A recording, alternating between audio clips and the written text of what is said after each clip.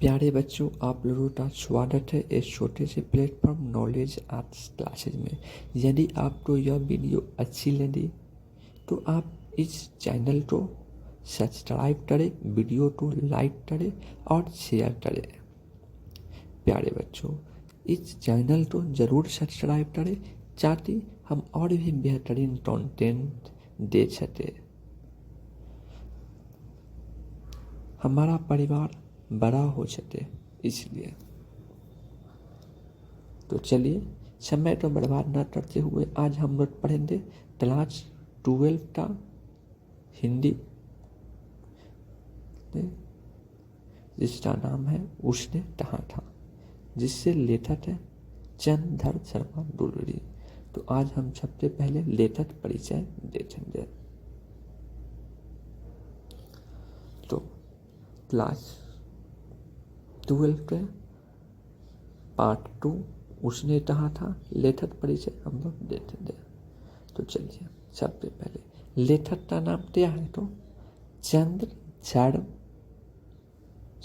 चंद्रधर शर्मा डुलेरी। लेखक का जन्म कब हुआ? तो 7 जुलाई 1883। लेखक की मृत्यु कब हुआ है? तो 12 सितंबर 1922 को। यदि आप चाहते हैं कि लेखक और कहानी का नाम कैसे याद करें तो इसका ट्रिक मैंने वीडियो में बना दिया है, आप जाकर देख सकते हैं। अब इनका निवास स्थान कहाँ था? तो वह जयपुर थे, राजस्थान के थे। लेकिन इनका मूल निवास था डुलेरी नामक ग्राम है, कहाँ है? हिमाचल प्रदेश में, वहाँ। और जिला टाटा। मतलब आप लोग सब याद करेंगे, गाँव भी, जिला भी और राज्य, जो हिमाचल प्रदेश है। अब पिता का क्या नाम था इनका? तो पंडित शिवराम। माता का नाम क्या था? तो लक्ष्मी देवी। इनके प्रमुख रचनाएं है उसने कहा था, ये तब प्रकाशित हुई है 1915 में। और बुद्ध का टाटा सुषमय जीवन, ये एक महत्वपूर्ण रचनाएं हैं इनकी, जो आपको याद करनी है। ऐसे रचनाएं तो बहुत है, पर यही पूछते हैं। 1899 में इलाहाबाद विश्वविद्यालय से मैट्रिक का इन्होंने एग्जाम दिया था। पुनः 1901 में कोलकाता विश्वविद्यालय से इंटर का एग्जाम दिया। 1903 में इलाहाबाद विश्वविद्यालय से बीए किए और 1916 में संस्कृत विभाग के अध्यक्ष बने। यदि आप इतना लेखक परिचय याद कर लेते हैं तो आप तो अधिकांश ऑब्जेक्टिव बन जाएंगे। यदि आप लेखक परिचय और मेरा सारांश पूरी तरह से ध्यान से सुनते हैं तो आपके सारे ऑब्जेक्टिव और सब्जेक्टिव बन जाएंगे। इसके बाद मैं कुछ ऑब्जेक्टिव लाऊंगा अगले वीडियो में, और सब्जेक्टिव मात्र 2 से 3 रहेंगे, वो आप कर लेंगे। आपके चैप्टर पूरी तरह से कंप्लीट हो जाएंगी। इसके बाद अब क्वेश्चन पैटर्न बना सकते हैं। तो चलिए, आपको यह लेखक परिचय याद करनी होगी। आगे हम लोग तो चंद्रधर शर्मा डुलेरी जी है, जो 30 युग के लेखक है। तो द्विवेदी युग के, ये पूछ सकता है। डुलेरी जी 30 युग के भी लेखक है, तो द्विवेदी युग के। उसके बाद उसने कहा था, हिंदी कहानी में यह बात है जो नील के पत्थर साबित हुआ है। और उसने कहा है कहानी है जो तब प्रकाशित हुआ है, तो प्रथम विश्व युद्ध के दौरान। तो सारांश चैप्टर 2 का उसने कहा था सारांश, या इस प्रकार पूछा था, उसने कहा था कहानी का सारांश लीजिए। चंद्रधर शर्मा डुलेरी द्वारा रचित उसने कहा पाठ का सारांश लीजिए। तो चलिए हम लोग देखते हैं सारांश देखने से पहले हम आपको कहानी पूरी अच्छी तरह से समझा देते हैं। तो कहानी आखिर है क्या? तो देखिए, कहानी में है यह कि एक लड़का रहता है लहंदा सिंह और एक लड़की रहती है। दोनों अपने अपने महामाते घर आए हुए रहते थे और दोनों अमृतसर के चौक पर, अमृतसर जो पंजाब में जो है वहाँ चौक पर सामान खरीदने गए हुए रहते हैं, लड़का लहंदा सिंह और वह लड़की। और लड़का 12 वर्ष का होता है। अब सामान खरीदने में दोनों की मुलाकात होती है तो लड़का पूछता है लड़की से कि तुम कहाँ आए हुए हैं, तो यह कहता है मामा के घर। फिर लड़की भी पूछती है, वह भी कहता है मामा के घर। अब पूछती है लहंदा सिंह से कि तुम्हारा घर गाँव का क्या नाम है, तो यह कहता है लहंदा सिंह कहता है माझे में। और अब लहंदा सिंह भी पूछता है लड़की के कि तुम्हारे गाँव का नाम क्या है, तो कहती है मंडरे में। मतलब लहंदा सिंह के गाँव का नाम माझे है और लड़की के गाँव का नाम मंडरे है। ठीक।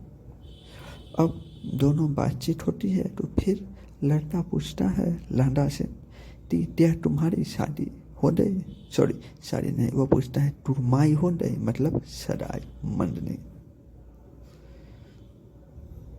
हाँ, जब भी मिलता था तो लहंदा सिंह लड़ता था जो बार बार यही पूछता था कि तुम्हारी तुरमाई हो गई, मतलब सगाई या मंडनी हो गई। तो लड़की थक कर भाग जाती थी। लेकिन एक बार उन्होंने, मतलब जब भी मिलता था तब यही प्रश्न पूछता था। एक बार लड़की कहे हाँ हो गए, तो लड़का पूछा तब, तो उसने कहा टल। अब होता क्या है, तो कुछ वर्ष बाद लहंदा सिंह जमादार के पद पर 77 जमादार के पद पर राइफल, मतलब कि 77 राइफल जमादार के पद पर नियुक्त होता है जर्मनी के सेना में। अब वह जर्मनी सेना में शामिल हो जाता है कौन, लहंदा सिंह। और लड़की भी बड़ी होती है, उसकी भी शादी होती है।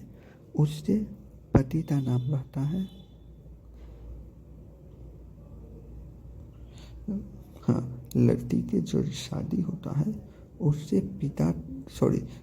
जो पति होते हैं वह रहते हैं, क्या नाम है उनका, आप तो जरा सोचिए। उसे सूबेदार के भी बुलाया जाता है और जिसका नाम था हजारा सिंह।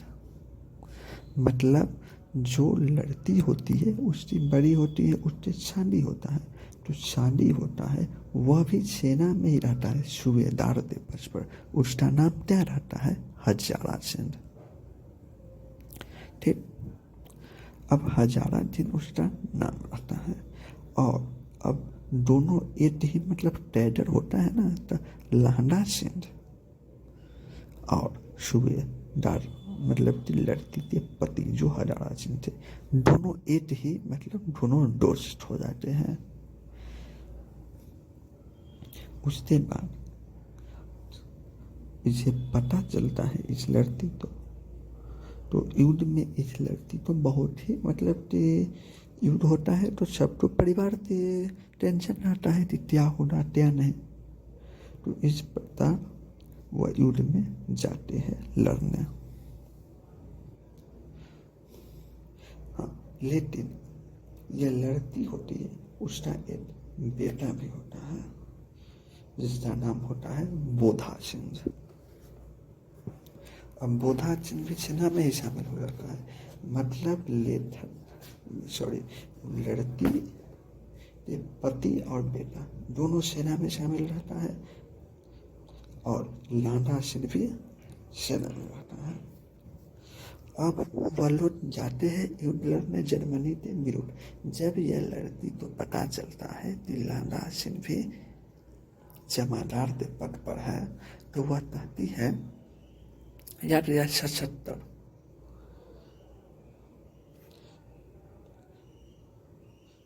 77 राइफल के जमादार, मतलब 77 नंबर था जिसका लहंगा सिंह था।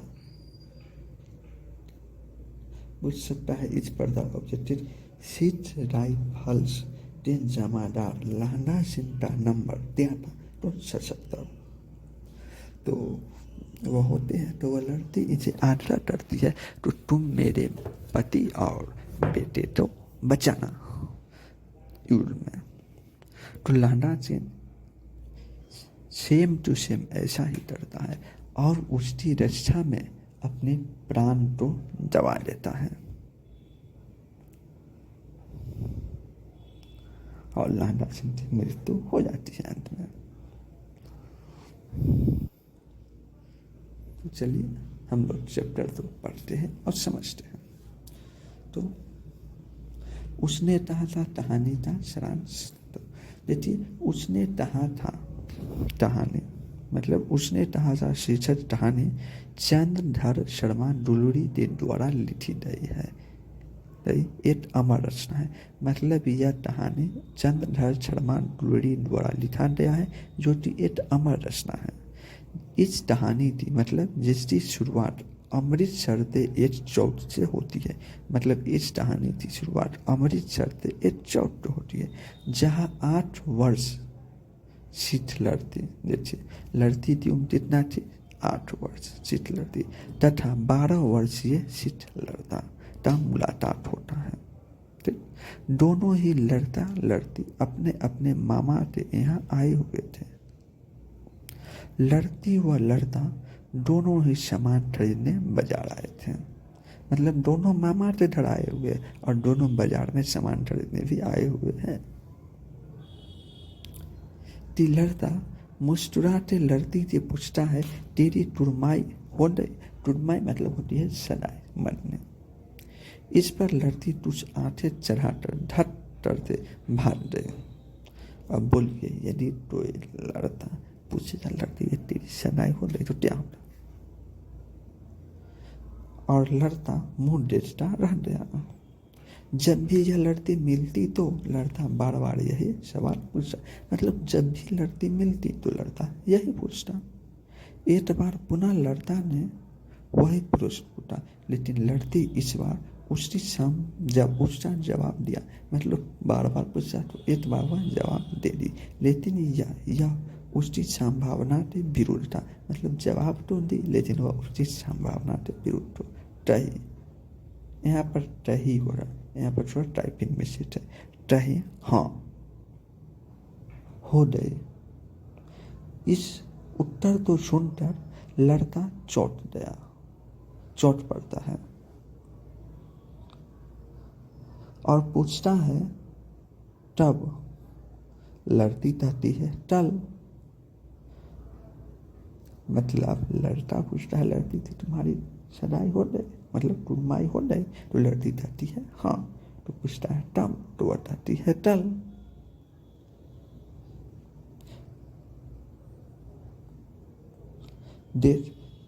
देखते नहीं यह रेशम का तटा चालू।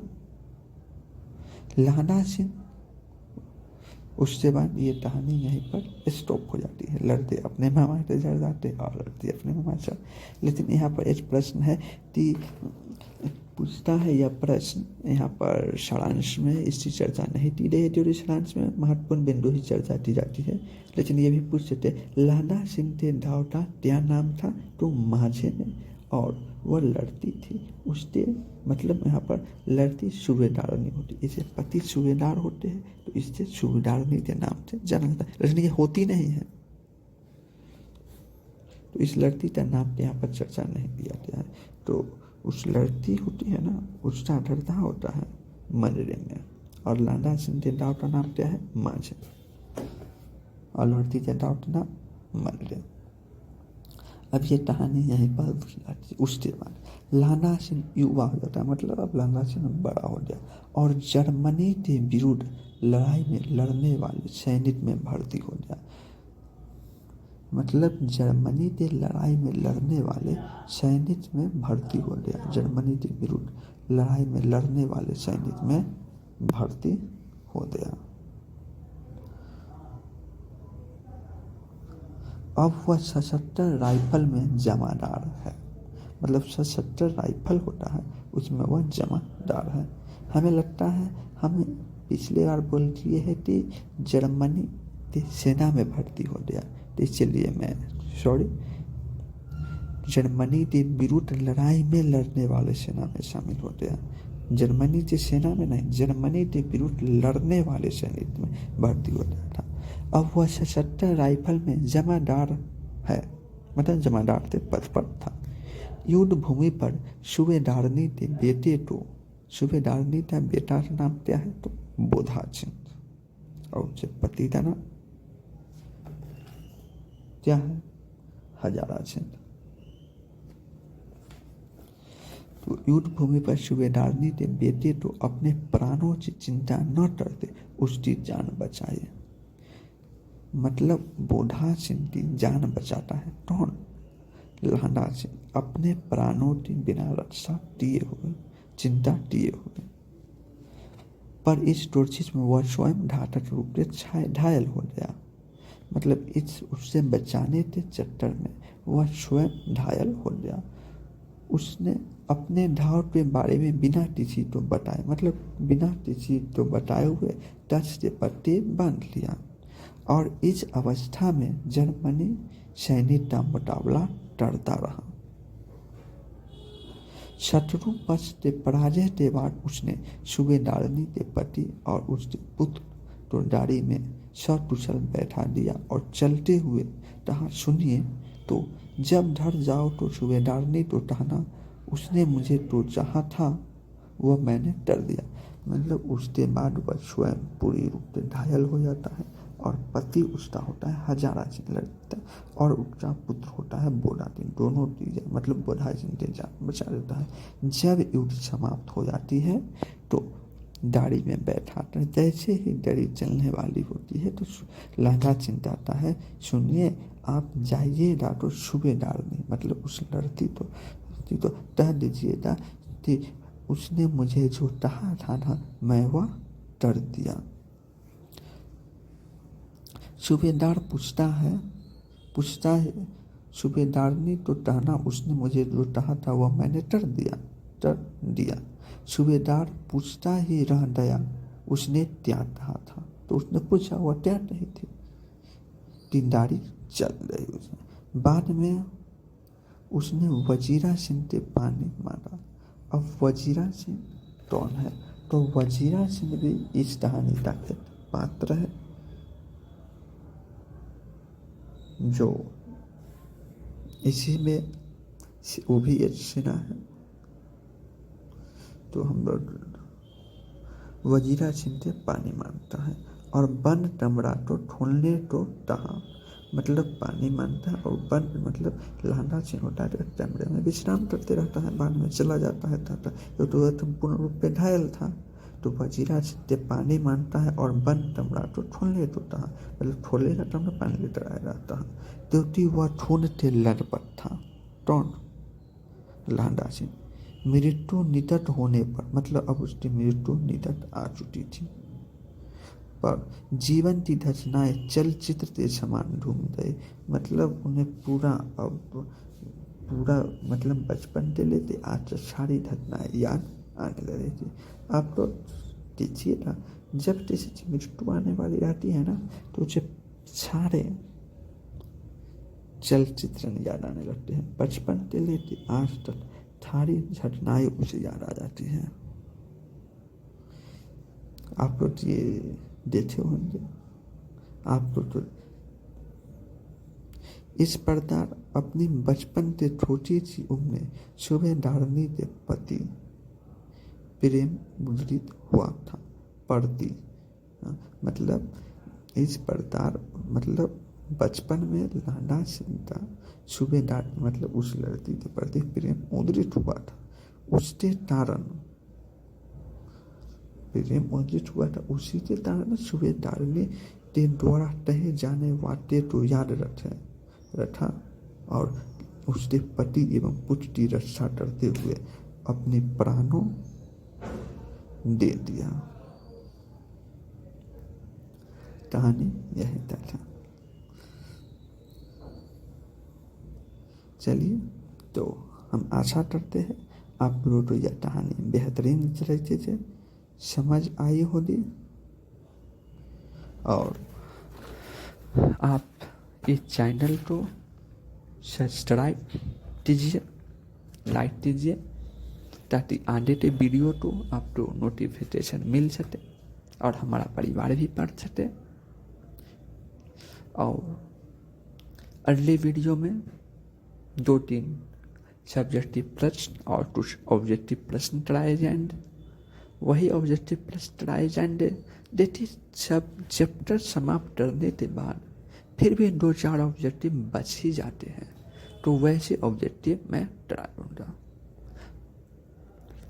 आज हमारा आप लेक्चर और लेखक परिचय अच्छी तरह से सुने, समझे और लेखक परिचय याद करनी होगी।